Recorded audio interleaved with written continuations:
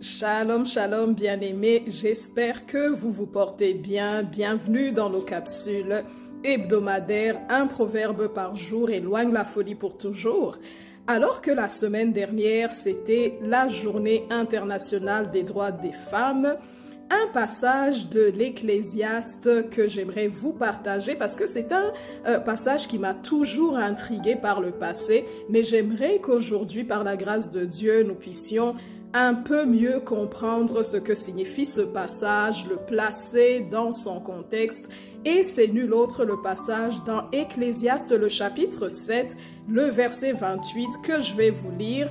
Et puis, par la suite, nous allons lire certains passages qui vont vraiment nous placer dans le contexte de ce verset pour mieux le comprendre. Donc, c'est Salomon qui parle, il écrit et il va dire « Voici ce que mon âme cherche encore et que je n'ai point trouvé. J'ai trouvé un homme entre mille, mais je n'ai pas trouvé une femme entre elles toutes. » Donc, est-ce que ce passage nous dit que les femmes, il n'y en a aucune qui soit bonne, à l'instar de ce que dit Salomon? Mais pour le comprendre, qui est Salomon? Nous savons que Salomon, c'était le fils du roi David. Et puis ce jeune homme, dès son jeune âge, il se voit hériter un trône, la richesse matérielle, et il se présente devant Dieu. Il est tout jeune, il est innocent, il est zélé pour l'œuvre de Dieu. Il va dire au Seigneur, alors que Dieu lui apparaît en songe, il lui dit « Demande-moi tout ce que tu veux ». Salomon va lui dire « Regarde, je viens d'hériter d'un trône, je viens d'hériter de mon père David des richesses. Mais regarde ce que je te demande par-dessus tout, je ne te demande rien d'autre que de m'aider, de me donner la sagesse afin que je puisse gérer ce peuple que tu me confies avec sagesse, avec une perspective qui vient de toi. » Et la parole de Dieu va nous dire que cette prière a plu à Dieu. Et Dieu lui a dit, au-delà de la richesse matérielle que ton père David vient de te léguer, au-delà de ce trône que David vient de te léguer, je te donne ce que tu m'as demandé, en l'occurrence la sagesse, mais comme tu as eu à cœur de demander quelque chose qui va permettre à ce que l'œuvre de Dieu avance, que ton jugement soit éclairé par l'œuvre de Dieu, par la parole de Dieu. Ce que je vais faire par-dessus tout, je te donne la gloire et je te donne l'intelligence de ton vivant. Il n'y aura personne qui aura autant de richesses que toi, et puis tu vas être l'homme le plus intelligent de tous les temps. Donc Salomon, il part du bon pied, il se dit « Maintenant, il commence sa vie, il commence sa carrière avec Dieu à ses côtés. C'est un homme sage, c'est un homme brillant, c'est un homme intelligent. » Mais à un moment donné, ce que la Bible va nous expliquer, on va le lire dans 1 Roi, le chapitre 11. Je vais quand même le lire, même s'il est long, 11 de 1 jusqu'à 13, je vais vous le lire. Donc là, Salomon, c'est un jeune homme brillant et tout ça. Mais regardez ce qu'il va se passer. Le roi Salomon, donc c'est 1 Roi 11 de 1 à 13. Le roi Salomon aima beaucoup de femmes étrangères, outre la fille de Pharaon. Il aima des Moabites, des Ammonites, des Édomites, des Sidoniennes, des Essiennes, appartenant aux nations dont l'Éternel avait dit aux enfants d'Israël, « Vous n'irez point chez elles et elles ne viendront point chez vous. Elles tourneraient certainement vos cœurs du côté de leur Dieu. » Ce fut à ces nations que s'attacha Salomon, entraîné par l'amour. Donc, il y avait un vide dans le cœur de Salomon et ce vide, il le comblait par la fréquentation de plusieurs femmes, comme la Bible va nous dire, tantôt les Ammonites, tantôt les Édomites, ou en même temps les Sidoniennes, les Essiennes, et la Bible nous dit qu'il le fit parce qu'il était entraîné par ses rêveries, il était entraîné par, soi-disant, l'amour. Il eut 700 princesses pour femmes et 300 concubines, et ces femmes détournèrent son cœur.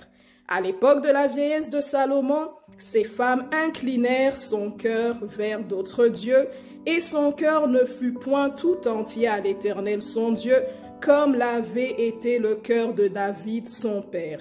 Salomon alla après les Astartés, divinités des Sidoniennes, et après Milcom, l'abomination des Amnonites. Et Salomon fit ce qui est mal aux yeux de l'Éternel, et il ne suivit point pleinement l'Éternel comme David son père. Alors Salomon bâtit sur la montagne qui est en face de Jérusalem un haut lieu pour Kémosh, l'abomination de Moab, et pour Moloch, l'abomination des fils d'Amnon. Donc tout cela, Salomon, il le fait entraîner par justement l'amour à ces femmes étrangères, comme la parole de Dieu nous dit. Mais on se rappelle que notre verset phare, il nous dit que Salomon dit que j'ai trouvé un homme parmi 1000, mais je n'ai trouvé aucune femme parmi toutes. Donc ça, c'est un homme d'expérience qui est en train de parler, ce n'est pas juste de la poésie, parce qu'on peut se dire peut-être que ce texte dans Ecclésiaste, c'est juste de la poésie, mais ce n'est pas de la poésie, c'est vraiment des faits. Et il fit ainsi, le verset 8, et il fit ainsi pour toutes ces femmes étrangères qui offraient des parfums et des sacrifices à leurs dieux. L'Éternel fut irrité contre Salomon parce qu'il avait détourné son cœur de l'Éternel, le Dieu d'Israël, qui lui était apparu 2 fois. Donc Salomon, il avait déjà connu la grâce de Dieu, il avait déjà connu Dieu dans sa vie. Ce n'était pas une personne qui n'avait jamais expérimenté Dieu, mais c'était une personne qui avait expérimenté Dieu face à face, parce que la Bible nous dit que Dieu lui était apparu 2 fois. Mais là, il arrive à une époque de sa vie, alors qu'il est plus mature, qu'il n'est plus ce jeune homme au début de sa carrière ou au début de sa conversion, mais là il a évolué, c'est un homme mature, mais la parole de Dieu nous dit qu'il a détourné son cœur de l'Éternel qui lui était pourtant apparu 2 fois. Le verset 10 dit: il lui avait à cet égard défendu d'aller après d'autres dieux, mais Salomon n'observa point les ordres de l'Éternel. Et l'Éternel dit à Salomon: puisque tu as agi de la sorte et que tu n'as point observé mon alliance et mes lois que je t'avais prescrites, je déchirerai le royaume de dessus toi et je le donnerai à ton serviteur. Seulement, je ne le ferai point pendant ta vie à cause de David ton père. C'est de la main de ton fils que je l'arracherai. Je n'arracherai cependant pas tout le royaume, je laisserai une tribu à ton fils à cause de David mon serviteur et à cause de Jérusalem que j'ai choisi. Donc là, la parole de Dieu nous montre que cet homme de Dieu qui avait bien commencé, maintenant il y a d'autres choses qui viennent altérer sa vie. C'est sûr que lorsqu'on parle, on est en train de dire, le titre de mon partage, juste pour rebondir, le titre de mon partage aujourd'hui sera « Si Jésus ne peut combler le vide de ton âme, nul autre ne le pourra ». Ou bien le titre, on peut le dire également autrement que « Si Jésus ne le peut, nul autre ne le pourra ». Donc Salomon, il avait un vide dans son âme et la parole de Dieu va nous dire qu'il est en train de combler cela en appelant ça l'amour. Il y a probablement d'autres vides dans le cœur d'un enfant de Dieu ou dans le cœur d'un humain. Salomon, lui, va combler ça avec la multitude de femmes, mais il peut y avoir d'autres personnes qui peuvent combler ce vide, par exemple avec l'alcool, avec le tabac, avec la pornographie, avec les jeux vidéo, avec les excès de table. Malheureusement, nous savons qu'il y a des dépendances qui peuvent vraiment perdre et ruiner la vie d'une personne. Il y a certaines dépendances qui ne vont pas nous détruire, mais malheureusement, il y a certaines dépendances qui peuvent nous détruire. Et je vais encore retourner dans Ecclésiaste pour conclure.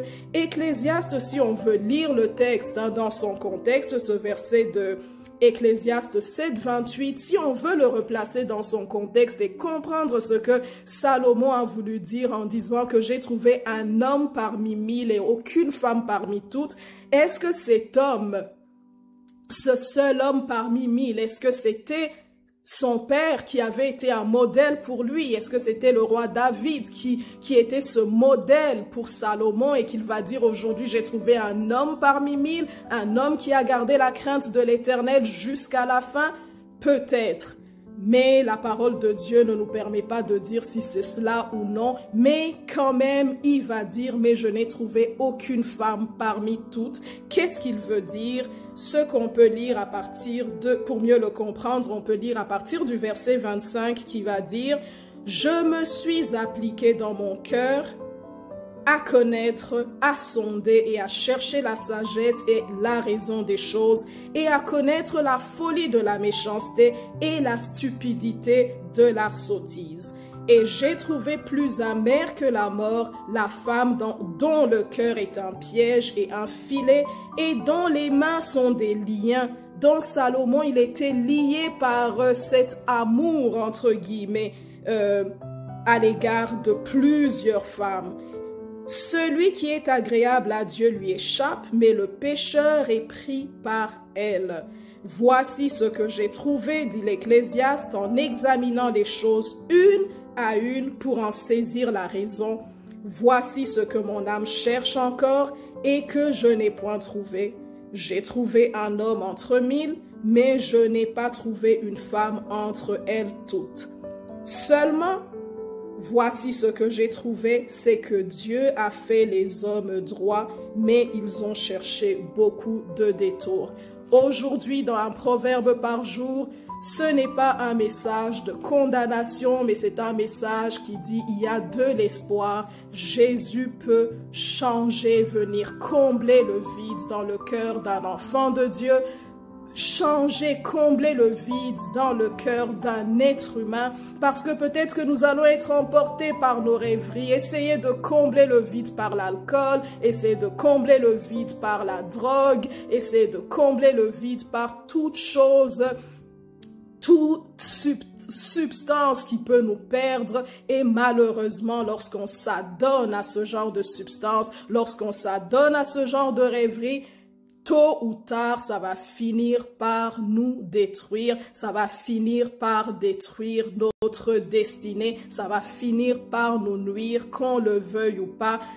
En fin de compte, nous allons finir par être détruits par ces choses qui nous ont si longtemps attirés et qui ont été des liens et des pièges pour nous. Donc, ce n'est pas un message de condamnation, c'est un message qui dit Jésus est capable d'être la solution, juste à l'invoquer, à dire Seigneur, regarde, j'ai telle dépendance, il y a tel vide dans mon âme, il y a tel vide dans mon cœur, viens combler ce vide et après je ne vais pas me livrer. Quand Dieu comble le vide dans notre cœur, on ne se livre plus à nos convoitises, on ne se livre plus à la luxure, on va jouir de ce que Dieu place dans nos vies de la bonne manière et nous allons être des hommes et des femmes qui marchons dans l'intégrité, des hommes et des femmes, comme dit la parole de Dieu, qui sont réglés dans toutes leurs voies. Donc, c'était ça. Un proverbe par jour éloigne la folie pour toujours, nous dit aujourd'hui, si Jésus ne peut combler le vide de ton âme, nul autre ne le pourra. Ou bien en peu de mots, si Jésus ne le peut, nul autre ne le pourra. Mais encore aujourd'hui, la bonne nouvelle est que Jésus le peut. Que le Seigneur vous bénisse, que le Seigneur vous garde. Bye.